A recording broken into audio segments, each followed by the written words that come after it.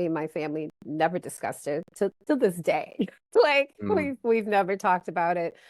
And it's like I'm a parent now, like I can't imagine what he walked into seeing me like that.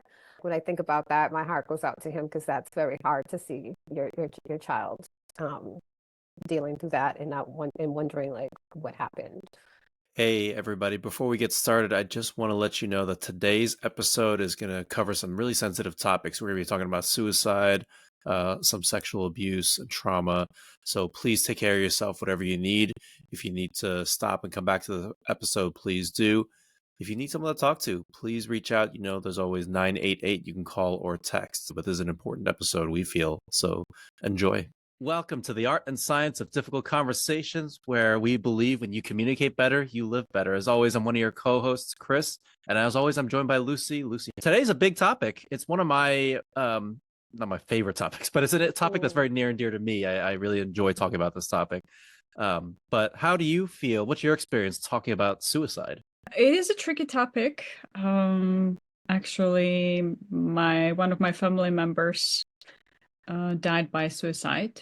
And so I've had some conversations with my mom about it. It was actually her brother several years back. So since then, we haven't talked about it with my family members. Yeah. We did talk about it when it happened and processed it. But yeah, so it touched me personally. Sorry to hear about your uncle. Thank you. Yeah. What about you, Chris? Yeah, it's I had a friend in school that I grew up with. He died by suicide, I think 11th grade, that's what it was. And he was like one of the popular kids. I was not popular. So that always stuck out to me, how he was popular and he always tried to keep me involved. So I think about him often. And then when I was working at a hospital, one of the clients died by suicide. Just after that shift, I'd finally gotten him to open up, and then that night. So it's one of those things where I've always been interested in this topic. I've always, it's touched me, obviously. And so, and I didn't know until much later that it's touched a lot of people, much more than we think about or talk about. And so what we're doing here for the next couple of weeks and for this month of April is we want to shed a little bit more light onto this topic and talk a little bit. So in honor of that, we have a very special guest, somebody that I'm on the board of a suicide prevention organization. And one of the staff has been gracious enough to come and share her story. So Paula, welcome to our podcast. Hi, Chris. Hi, Lucy. Thank you for having me. Paula, we love to have the guests share their story. So would you be willing to just share your story of kind of how you got here, what's going on in your life? Okay. How did I get to the Samaritans? Yeah, everything. Start from anywhere you want in your lifetime. Anywhere I want in my lifetime. It's kind of broad, but let me see. So with the Samaritans, I'm actually, I came on board not as a staff member, but as a consultant per diem trainer about almost a year ago. And it was something that I was kind of looking at, I think since like 2020. So it was just kind of funny how it kind of all aligned and came together for me. But yeah, so through that experience, I've been able to kind of do workshops on suicide, information for people, like what to look out for and things like that. So we can do that with teenagers, adults, seniors, and anyone that wants to have us. And then I came in at a time when they were looking to do the SOSA group, so the Suicide Attempt Support Group. And a few of us were trained by Dee Hirsch, which is out in Cali. And so we were able to launch the first group over the summer in June, and we're in the middle of our second group now that has more participants, and we're actually doing intakes now for the group that we're going to have in March. So I just feel like my whole purpose here I forgot to say that I'm a survivor myself. So I come into the work as a survivor and also have lost some people that I've known and care about to suicide, and also have supported other people through their suicide attempts or other ideation or other mental health issues through my previous role that I had at the Family Nurturing Center. I was there for like 12 years. And I resigned like a year after my daughter's father had just passed away a couple of months prior to that. We had another loss of a nephew in the family, and my oldest son was having a lot of like chest pains and other health things going on after like post a concussion that he had playing football in college. So it was just a lot going on at the time, and I really needed to kind of pull back and do some self-care for myself and actually be there for my family. And so during that break, it allowed me space and time to really do more of the suicide prevention work that I felt like I was being called to do within my journey. So it just kind of came all to alignment and fruition of where I'm at right now. And it's a hard topic, but it's one that we need to normalize the conversation because at any given time, we never know who's having suicidal ideations, like thoughts, or will actually try to end their lives. And so you never know. So like, as you mentioned, Chris, having that friend in school, being popular, outgoing, and pulling you into other activities that you felt you wasn't popular and not going in that way, right? And he died by suicide. So you never know what anyone's going through, regardless how we're showing up. We're like with a smile and like everything is fine and high energy. That doesn't mean that someone's not like having a hard time emotionally or with their mental health and with suicide thoughts. Absolutely. And how much would you be willing to share about your attempt? I'm comfortable with sharing. I just feel like I've come like to a full circle, I think, in my life to do that. I think before I was kind of more apprehensive about it when my kids were younger and I don't know how they were going to take it or process it and stuff. And now that they're older, like my daughter's 29, my son's 24, my youngest is like 18. And, they've all had their hardships and different moments in life. And so, it's important to have these hard conversations, right? As you bring up on your show. So like for me, I had one attempt when I was 13 years old. I was a freshman in high school, which was a very not easy time to be a freshman in high school. Is it ever easy to be a freshman in high school? Yeah, so I mean, it was weird because I came from a middle school over in East Boston where when I first came to America, I came to America when I was like 5. So I'm Cape Verdean. And so I was like in a Portuguese bilingual program. And so it's kind of like in a bilingual program, all of like middle school, and then came into like what consider like mainstream English world, American world. And the population, East Boston, was completely different than the population of when I went for my high school. So it was like a lot of adjustment, a lot of anxiety, a lot of adjustment. And then, getting through those tough times of like making new friends and figure out where you fit into that world. I think it was like the very last day of school. It started off like a fun, exciting day, mischievous day, like we're like young teens, just like doing silly stuff in school. It's the last day, so we're just running around doing things maybe that we shouldn't be doing. But but it was fun. It was like safe fun, it was okay.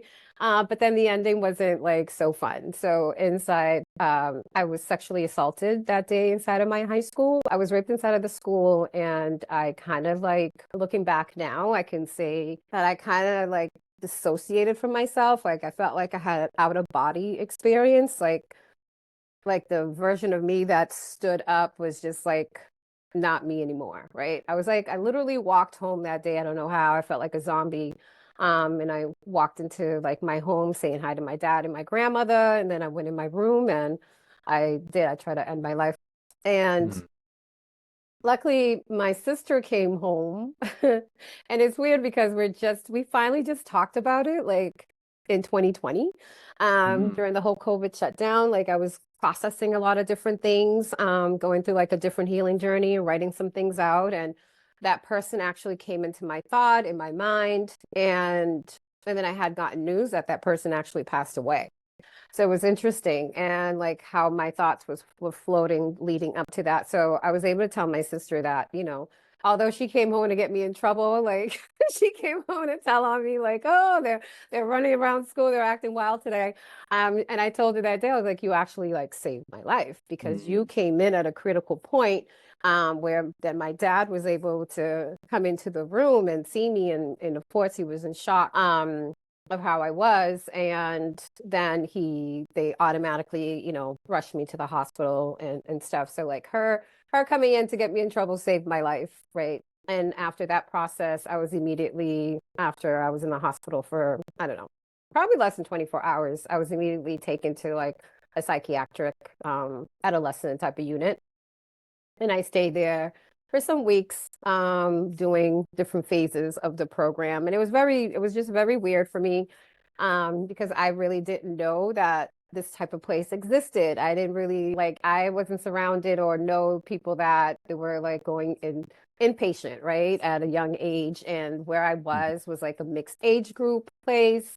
So like it became more of a I was also curious about it while I was there, and learning and talking to different people and knowing that some were like, it wasn't their first time being there. And then we had to go through different groups. We had to go through AA. We had to do different sessions. Mm. And while I was there for those weeks, I never got into the core of how I actually landed there or what actually happened to me. And then eventually, like I was like discharged and sent home and, expected to do life as usual, go to school, do this, do that. And I was having a hard time. And, Yeah. but I couldn't label it. I didn't have words for it. I was just going through the motions. I didn't feel safe, in my body, in my surroundings. So like really like when you're talking about your friend in school coming in, so I'm here smiling, trying to get through my days, but and all the wise, like I am like uncomfortable to the core. So I had developed really significant like anxiety and like PTSD over the years. Mhm. And I struggled in school. I mean, I always ended up at like doing night school or summer school just because I couldn't focus, right? I had a lot of thoughts and different things going on. And then it didn't make it any easier that, there was lies and rumors being spread about me after all that took place, right? And no one really knowing like the truth of what happened. So it was like a lot to carry, and it was a lot to Mm. carry in at that age. And then I can reflect and just see how that one experience, the sexual assaults and trying to end my life, like how it kept showing up in my young adult years and as I continued on at different times and the impact that it had on connections and relationships and stuff. So and just also like never really having proper like discharge care, no plan for me, like no continued therapy, like it was nothing. And so I had to like figure things out along the way, making mistakes and just figuring like things out. And I remember as I was getting older, like past my 20s, like, or even in my 20s, just telling the doctor like about the anxiety, and then they want to give you a prescription to help. And it was just like none of it was like really like helpful. So, Mm. I found myself in relationships that might have had different levels of domestic violence. I was sexually assaulted twice in my adult relationships, as well. So you just get to Mm. a place where um like you just feel discouraged or and and and and confused and a lot of shame, feeling like, well, what is it about me that am I drawing these things in? Every 11 minutes, one person dies by suicide. 26 people attempt suicide.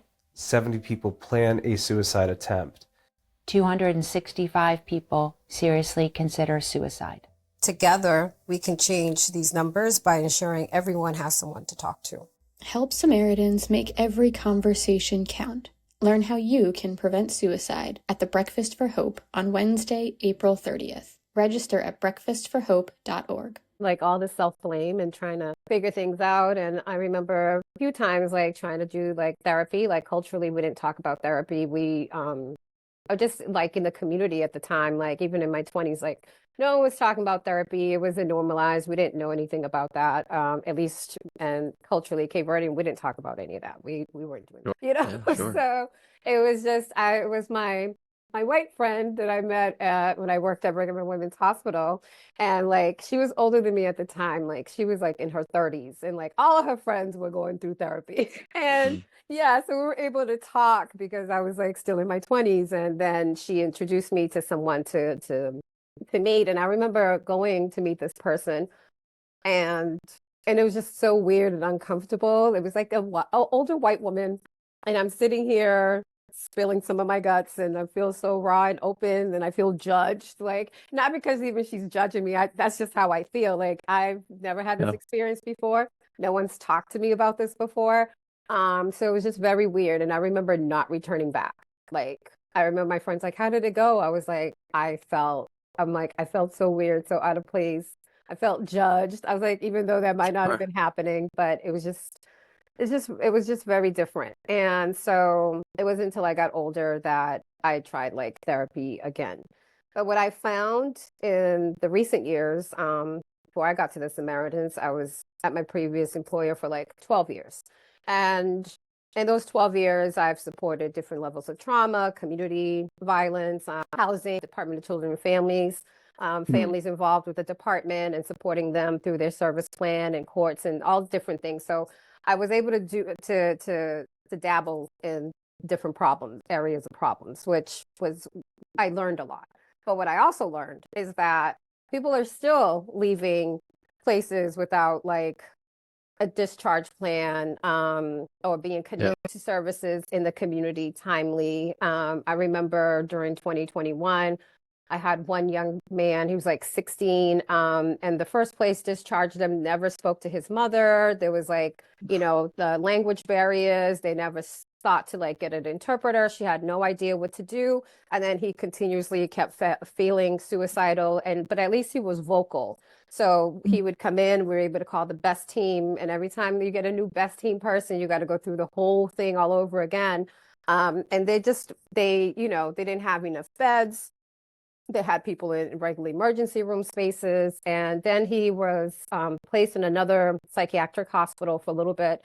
And I remember the lady's like, okay, well, here, you can call and make the referrals for this and that. I'm like, no, I can do that, but that's your job, right? Like, kind of like making sure this kid has what he needs, and the mom's already connected and they have the services, and so they can continue whatever work he's been doing. Otherwise, there's like these big gaps in services, and people just fall through the cracks, and it becomes very discouraging. Right.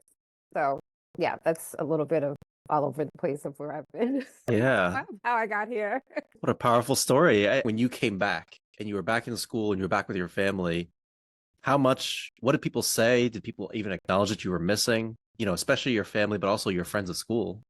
You know what? I had a day that some of my friends in school came to visit me at the place that I was. They put together a nice card, and they did come to see me. But it was kind of like, no, we didn't talk about it again. Me and my family never discussed it to this day. Like we've never talked about it. And yeah, I don't know if I'm thinking like my dad was ever curious. Like, I'm a parent now, like I can't imagine what he walked into seeing me like that. When I think about that, my heart goes out to him, because that's very hard to see your child dealing through that and wondering like what happened. So, but yeah, we never really like talked about it. And I'm thinking about Lucie, like you said, your family, you guys talked a little bit, and then after that, like doesn't it's like taboo, or it's part of survival system in a way. Just move on and just focus on what's the next thing. Yeah. In a way, it's been also, in coming from Europe, Czech Republic, therapy is still in a way a bad word especially for the older generations, where it means something is really wrong with the person, and so there's a lot of shame around it. I was born in Lisbon, the capital, Portugal. But my family's, I think culturally we're getting better about it, and having those conversations. And I think depending how the loved one passes away, right? Like we've also had losses through community violence and stuff, and it's kind of like everyone goes about it grieving a little bit different, and you do what your cultural norms are, and some people feel like not talking about it. What's the point of talking about it? What's it going to do to talk about it, right? Yeah. True. Yeah. The way you just said that just reminded me, it's not suicide related, but my mom's mom just passed away a few weeks ago, my grandmother. I'm sorry to hear that. And thank you. And I said, do you want to go back to New York early, like to get everything ready? And she said, what am I going to do there? Just cry? That's a waste of time. Like she'd rather just stay here and keep working and and then go when it's absolutely necessary. But she didn't want to like deal with crying or dealing with those emotions. Yeah. And that's what some people do. And that what they feel like works for them, right? Even in reality, if it truly doesn't work, right? But some people prefer to go to work, stay busy, and deal with it in their own time, in their own way. And others, like, I'm a cry, I'm gonna cry. But I also like to have like my space, right? But and that's why like I generally promote programs that not just that I believe in and that I wish I had at different stages of my life. And having supports, and then also knowing that there's different avenues to the support, right? You have other outlets that you're able to use other apps like for that. And because some people some people want to have someone from their culture and they feel more comfortable with that, and some don't want that because they feel like it's not going to be private and it's not going to be confidential, or people are just going to like talk or gossip about it. So what's the point? Sure. What do you think would have been helpful when you came home at 13 years old? Like, what do you think would have been helpful? I think having some therapy would have been helpful, right? Like having some aftercare where I had someone to kind of process, because it was like a multi-layered situation that happened, right? And I think throughout my journey, it was just like so many times I might have focused on one thing or focused on this thing, but it's just like I never thought about ending my life before. It's not something that ever came up. It's not anything that I've ever like really witnessed or talked to anyone about. Like, so to me, it was just like a traumatic response. And, to this day, I'm a little still shocked by it, that I just feel like I really disconnect from my body. I feel like I had like a soul loss. And I think throughout these years, I think there was a moment in like 2020 that I felt like me and this other version of me finally, like, we came back together, right? Because for a long time I can just see this, I can just see that visual of a 13-year-old me laying in this locker room space, cold ground, cemented ground. Like I can still see myself there. Sounds like there's been a lot of modalities and a lot of effort around healing and receiving that support. There's a lot of ebbs and flows, right?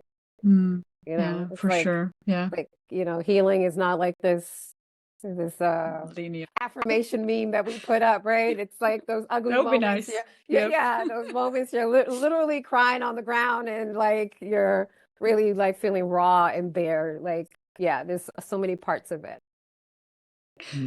You mentioned you didn't have the support at the beginning. When was the first time that you started receiving that support? How did that happen?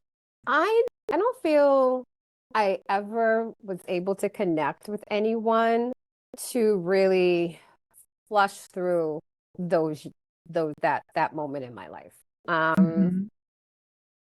I think I remember like I had this primary care doctor, and I think I met her maybe when I was like 19 years old.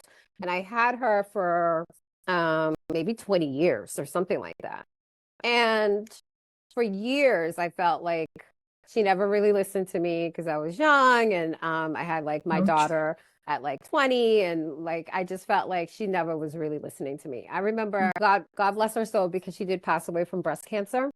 And I remember like towards the end, those couple of years before then, I felt like then she had a different level of respect for me as an adult and having conversation and really hearing me. But then one day she still said to me like, well, you're gonna have to trust somebody sometimes, because it was just about these different visits that I had and different things that I know my body was dealing with, and I felt like it wasn't being addressed. And so she's like, well, that's part of the problem, right? Because of your anxiety. So it was just like, till it was like after all these years of seeing the same person, but yet not really fully feeling like I never really connected with this doctor. And she never knew that about me. I think maybe I might have mentioned having a history or dealing with domestic violence, but even when she was my doctor, I was dealing with those situations and trying to figure out how to remove myself from the relationship and be safe and do these things. And it was very scary times at different times. But I just think it's sad that not feeling that you can actually speak to someone about that, right? And I know that from not just my experience, but people that I've supported over the years, not feeling like there's anybody that they can really talk to or feel comfortable uttering those words. So Yeah.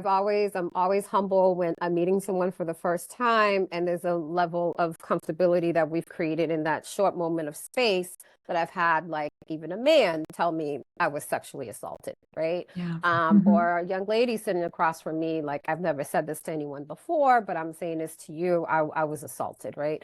And Yeah. just being able to kind of like talk to them and help them, like you help people connect the dots of how this thing keeps showing up in different ways in your life, in your relationship, whether it's a sexual assault, a domestic violence, and just or your suicide attempt at different times, Yeah. how it can show up, and it might not show up how you think it might be showing up, right? So I just had to come into full terms with myself and realizing there's times that I'm like, yeah, I'm owning my decisions and I'm owning this idea, whatever it is, but realizing that it was like a lot of traumatic responses in there, making decisions at the same time, right? I was operating in Makes survival sense. mode for like so long, Yeah. and just trying to like survive. And there was moments that I didn't like where survival mode was taking me, right? Relationship wise, I felt like, there Makes was sense. moments I felt a little vindictive. Like, yeah, like, moments that I had to look back, like, how we always talk about toxic relationships or red flags, and just realizing there are moments that you could be the toxic one or you could be the red flag, right? I don't expect to go through all this stuff that I went through and I'm showing up my healthy self 100%. Absolutely not. So also like coming full term with and forgiving myself for those moments, because I think one of my things that I can do very well is forgive. I can forgive people. I've forgiven people. I've forgiven those that have assaulted me and hurt me, just like not because what they did was okay, but more so for my peace of mind and for my sake. And also, if I have faith in God, I have faith that within their time, we all pay for our sins, right? And I don't have to be at the front seat to see how you're paying for your sins. And I'll have to say that even that person from high school, I ran into them in my 20s. I ran into them in my 30s. And both times they apologized to me. And, in other cases too, where maybe there was some domestic violence in the relationships and stuff where, yeah, I did get the apologies, but I went through the forgiveness process before I ever got anyone's apology, right? And I think the apology, not because it makes everything go away, but there's some acknowledgement that, you know what, we did something wrong to you and we hurt you, right? And there was some comfort in hearing that. But yeah, but I think that forgiveness was always hard for myself because comes with the shame, comes with the guilt, and also carrying all these. I felt like I'm carrying people's dirty secrets that is not meant for me to carry, right? Like I'm carrying their shame. I'm carrying like if here you are, this person that your family, I'm sure, loves you, cares about you, and other people might see you or regard you in a certain way. But you've done this thing at this point in time in your life. You hurt someone in this way, right? And I think I had to process that because maybe I didn't pursue it in court or go about things in a certain way. So they didn't have to carry like that public shame or people knowing certain parts of them in that way. I felt like I had the heavy shoulders, and somehow I felt like I was carrying that on top of mine. Right. And coming to full term that realizing that, I know shame is huge. And everyone that I speak to, especially that do interviews and intakes with for like our suicide attempt support group, carry shame, carry guilt, carry a certain level of burden. So it's not like exclusive like to just me or my particular situation, but we'll carry shame and guilt at different moments that it's really not for us to carry. So I learned to like I say to God, help me to put down what is not meant for me to carry, because then I was carrying too much. Yeah. So it sounds like your faith is really important to you in the process of healing. Yeah. I mean, I was raised Catholic, but I can't say I was practicing Catholicism. I had to show up to church on Sundays and do the catechism school on Thursday. And I remember not going back on Thursday because there was this boy in the church that used to want to sit close to me and like touch me inappropriately. But I think I really buckled down like in 2020. Like I realized that there was a level of exhaustion that I had because honestly, I felt like I'm pouring out into the world, into people, but no one's really pouring into me. And then I had to realize that I had to like feed myself, my spiritual self, because I wasn't doing that, right? And I think like because using other people, like you hear people with their elaborate prayers and all this stuff, and I'm just like, when I pray, it doesn't sound like that. So I can't be doing it right, or I'm not using the right words, and then you hear people always say, oh, you just talk to God like you talking to one of your friends, and I'm like, that sounds kind of weird. So I kind of like would like have these moments out loud in my room, like I'm talking to God, I hope you hear me. Like this, I'm not comfortable with this yet. This feels weird, but just I had to kind of do that, and I started like meditating, doing some mindfulness practices, like signing up for some of these workshops, doing like little retreat, and just getting my prayer life together. So pray daily, how often I need throughout my day. I'm always like inconsistent with my journaling, like, but journaling was really helpful. So yeah, so just learning like some mindfulness and meditation practices and not feeling like, oh, how do you meditate? Like, I got to clear my whole thoughts. Like, I don't know how to clear my thoughts. I'm thinking about not thinking. How is this going to work for me? This is not going to work, right? So, and I think mindfulness kind of helped me with that. Because you don't have to do that. You'd have to get to like monk status to have no thoughts flowing. So kind of like let it, like with mindfulness, letting the thought come in and okay, there you are. Okay, well, we're gonna park you there and let's continue on. So like doing those things really helped me, and having that consistency and kind of being more thoughtful about my walks, Lucy, as you said, your walks, like going for walks and being in nature. And I would, love seeing the deers and the bunnies that were in the neighborhood and stuff, and feeling kind of more connected in that way. So there's been a lot of different situations, even as recent as the last couple of weeks, that's out of my control, and just trying to figure out what I can do for myself just to get grounded again, and knowing I don't have control over a certain situation, but the power of what I'm doing and the thoughts and my decision, and just, keep talking to myself, praying and doing the stuff that I know works until like I'm grounded and I'm okay again. Right. Yeah, because, I still deal with anxiety. It's better now, but it comes up, anybody that has anxiety knows you go down like a rabbit hole when certain thoughts come in, you're just like, woo, and you just keep going. But yeah, so those are the things that I feel like worked, and working every day towards that faith. It's not like, oh, I have faith in God and oh, I'm good today. No, there's a lot of doubts, a lot of different things, And sounds like lots of conversations with your and with God. I do have a lot of conversations with myself, with God, and with people that I know that I can talk to about certain things, right? Yeah. And I think that's important to know ahead of time.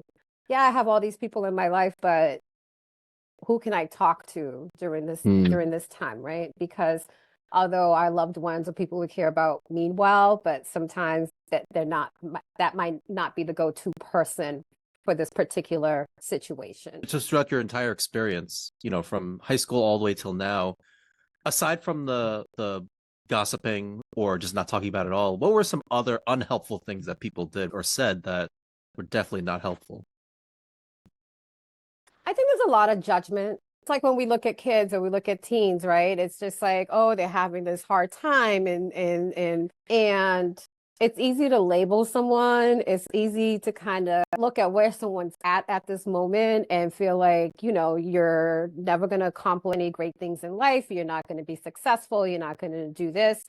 So I felt like I had a lot of judgment. I don't think like we never revisited like the suicide, right? No one really knew. Maybe one friend I told at the time a little bit about the rape, but didn't get too much into details with her. So I never really talked to people about those particular moments in that way. Because at some point in time, I identified that I couldn't have real conversations or those deep conversations with people is what it was kind of like what I had from my experience, that was my understanding that.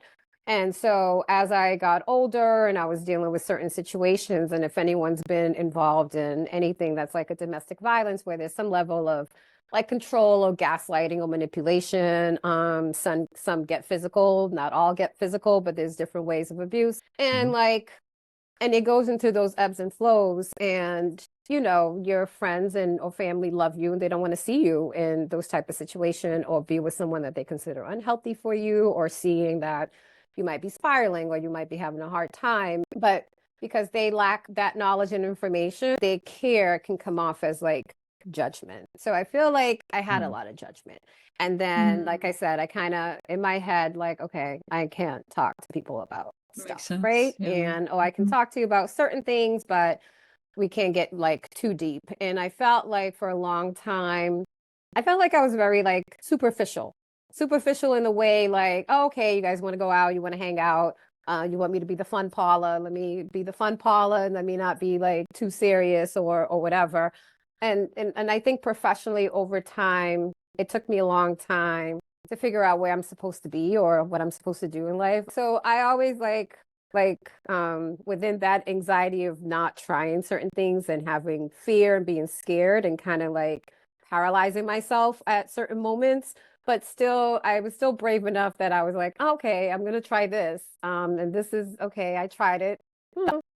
I did it. I don't think I want to do it anymore, right? Like I was kind of like that, and I think that had to do a lot too with my trauma.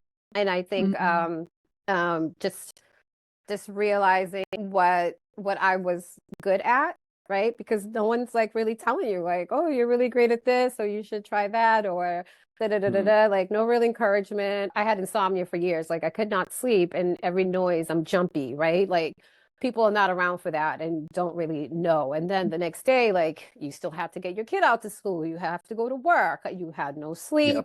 You think someone's coming through your window, even if they're not. Like you're so paranoid and all this stuff. So I went through a lot of that. Yeah. Sounds like what doesn't work really, the judgment and not creating the safe space, and maybe not even listening, as you've mentioned your doctor, that you felt like she really is not listening deeply to you. Yeah. Listening matters. So what would you say to somebody that has a loved one that, let's say, has the suicidal thoughts or even had the attempt? In what way they can support their loved one? I think just having the real tough conversation. It's really tough and it's uncomfortable to come out and ask someone, are you feeling suicidal? But I think if you frame it that you do love and care about them, and you're there for them either way, like as we say, like during the presentations, like it's not like, oh, it's how you pose. It's not like, oh, you don't feel like killing yourself, do you? Like that type of way. Like you don't want that type of body language and attitude, because no one's going to want to open up when you frame it that way. But when you frame it around some love and care, and like I've noticed that you seem a little bit more like sad or depressed, or you're really not into things that you used to love doing. You seem like a little more isolated. Is there anything going on that you want to talk about? I'm here for you. And just creating a safe, comfortable space, and you know, and then asking if they feel suicidal, and whether they say yes or no. It's not like, you know, you want to, yay, you don't, like, whoa, thank God, that's such a relief, because if you did, you know, because then if they do, they're not going to feel comfortable saying it to you, right? So it's just you know, making that time where you can show some care, be together, have that open body language, and that you do care about them, but you notice some things and you want to know how to support them. And even if they, you know, even if they do feel suicidal, you can, like, there's resources and you can help them, like with the call, if they needed to make the call, and just give them resources of where to reach out to, whether it's like the Samaritan's line, whether it's the 988 number, right? Like just being there, and having that conversation and making someone feel safe and comfortable that they can do that. is very important. Makes sense. I know with some people that feel like they always have something going on. I mean, I have felt that right in my life, like, oh, you always got some shit going on. Or like if you have the friend that you've already labeled like the dramatic one or whatever, right? So it's easy to kind of like just being so dramatic, like, oh, they're always dramatic, right? And for someone like that, and if they're really going through something, they're not going to feel comfortable telling anyone because they've already been labeled as dramatic and stuff. And there's some that could be more, you know, show their emotions more than others and dramatize a little bit more, but that doesn't mean like they're not going through stuff. And then I think it's hard too because like sometimes, you know, people just want to vent, they don't really want advice or they don't really want what, but it's kind of getting knowing who that person is. So you know how to kind of gauge that conversation because you'll know your family, your friend, right? But at the same time, we can never ever feel like 100%. I know what's going on with you, Chris. So I know Lucy. No, Lucy, like no, you know what we show, but you don't always. You're not with us all the time. You don't know out of our, I don't know, 60, 80,000 thoughts, what thoughts we're having at the moment. So it's just you know, giving people some grace and just really listen and ask, right? And then if they need help, you help them with getting that help and supporting them. Sounds like just listening can be enough. Listening is very important. Being present with the other person, even let's say when we don't know what to say exactly, just being there and affirming our care.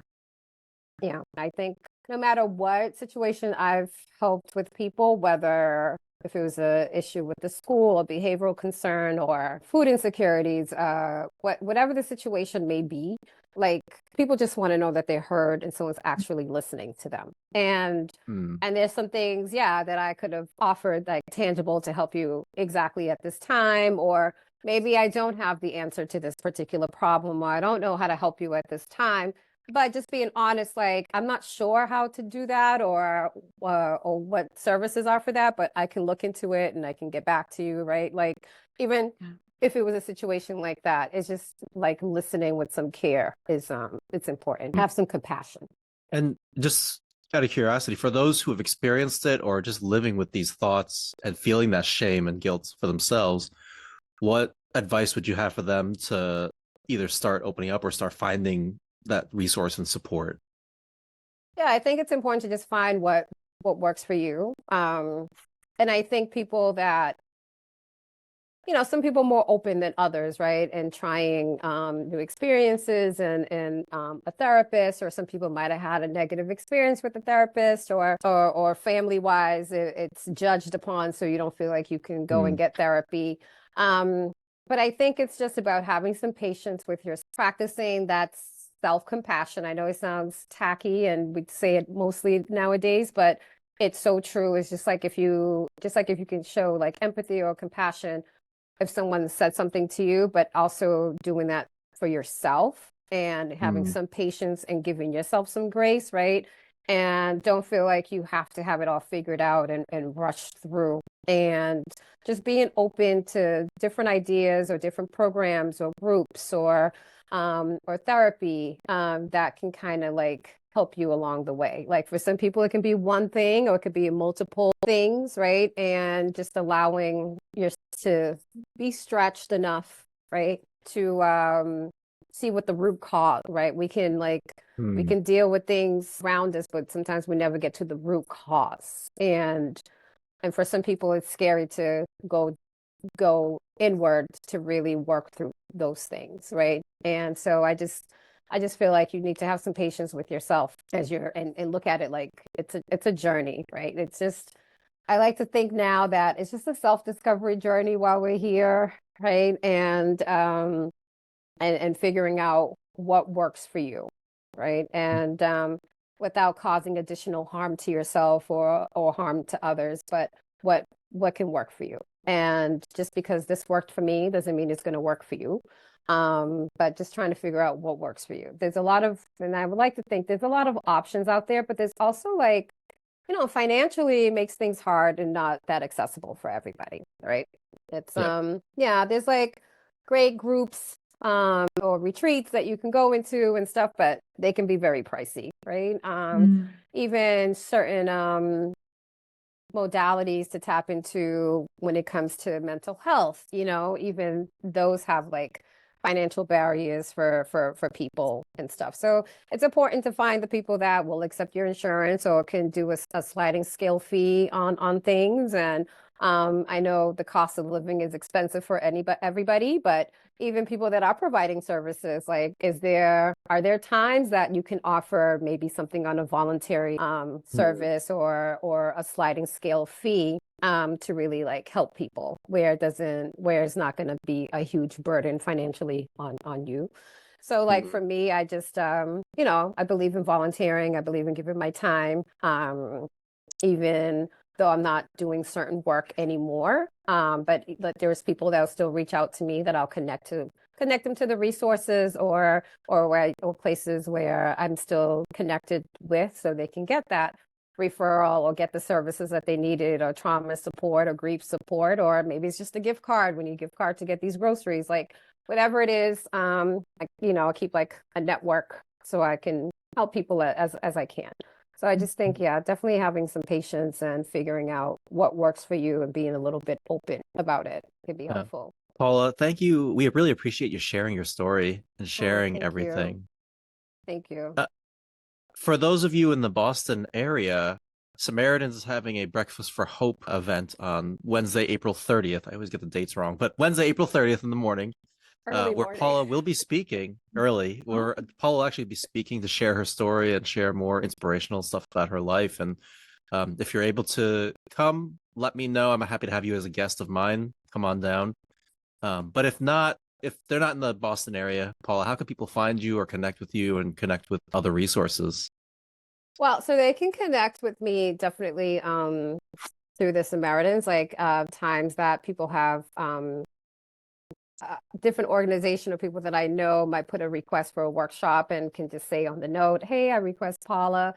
And then also if anybody that has interest in doing as a survivor wants to participate in the suicide attempt support group, we do have a long waiting list right now. But like to go in there for some of the services and just like the support through the hotline with their befriending model is a good resource. If you just don't want to call 988, that's another option.